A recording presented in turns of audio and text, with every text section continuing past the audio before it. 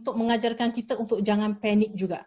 Saya dapati ada yang dah belajar banyak-banyak, terlalu banyak sangat belajar sampai jadi panik sendiri, sampai jadi was-was, sampai semua benda salah, semua benda haram, semua benda membatalkan. Padahal tidak. Kalau kita belajar betul-betul, agama ini bukan untuk membuatkan kita jadi panik, jadi semua benda jadi haram, semua benda jadi tak boleh, bukan. Tapi untuk kita memudahkan kita untuk selalu mendekatkan diri kepada Allah Subhanahu Wa Taala.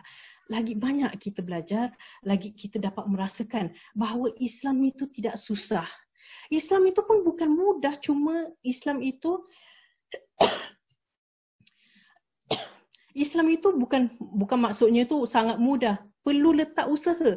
Kalau sesuatu yang perlu letak usaha, juhud, kita panggil al-juhdu, itu perkara yang tidak susah. Bermakna memang kita mesti letakkan usaha. Islam itu memang perlu kita letakkan usaha untuk kita tunjukkan, buktikan kepada Allah, lihat Allah, aku berusaha kerana-Mu. Tapi yang pasti Islam itu adalah indah. Jadi kalau siapa merasakan dirinya, merasakan bahawa alamak aku semakin belajar semakin susah aja, bila semakin belajar semakin uptight, semakin itu tak boleh, ini tak boleh, kena lihat kembali. Benar tak apa yang kita belajar selama ini?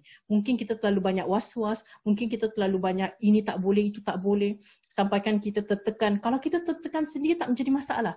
Yang menjadi masalah, dah kita tertekan, kita tekankan orang lain juga. Sebagai contoh, kita dah stres sendiri, dah panik sendiri, kemudian anak-anak kita pun kita streskan. Sampai anak-anak kita pun tak rasa berminat nak tahu tentang Islam. Tak naklah belajar Islam, susah aja, asyik kena marah aja, asyik itu salah, ni salah. Jadi mereka rasa tertekan, mereka akan jauhkan diri daripada Islam kerana yang ditunjukkan, yang dicontohkan Islam itu adalah suatu agama yang sangat-sangat susah. Padahal jangan, inilah waktunya kita mesti mengajarkan kepada generasi yang seterusnya yang menjadi penerus kita, yang akan mendoakan kita. Kita tak lama di sini dan pasti akan ada generasi penerus.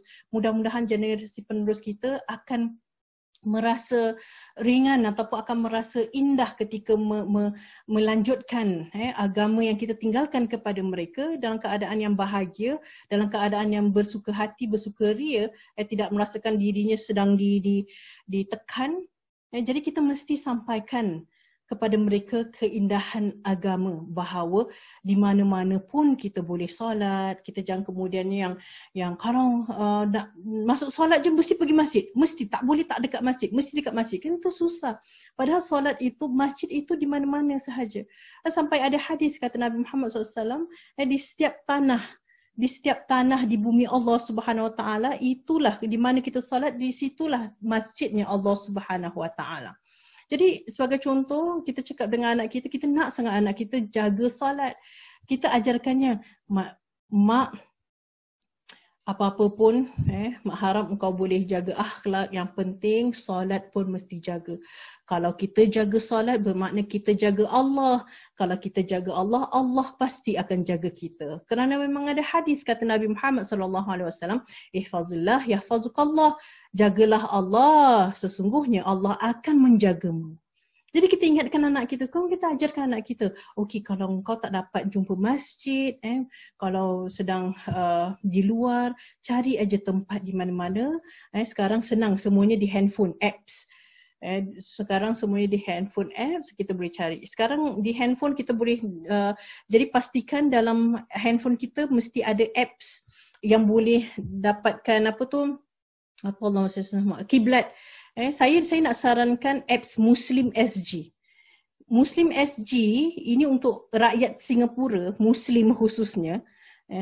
Saya rasa dah jadi satu apps yang wajib ada di handphone kita. Kerana di Muslim SG, di Singapura ada timing solat Singapura, ada kiblat Singapura, semuanya ada di dalam situ. Jadi kita pastikan kita ada apps itu di handphone kita dan anak-anak kita pun ada apps itu. Jadi kita tunjukkan anak kita, Islam ada bersamamu di mana pun kamu berada. Jadi kita terapkan, kita panggil we internalize, we instill, we inculcate, kita terapkan agama itu dalam hati jiwa anak-anak kita dengan dimulakan diri kita sendiri.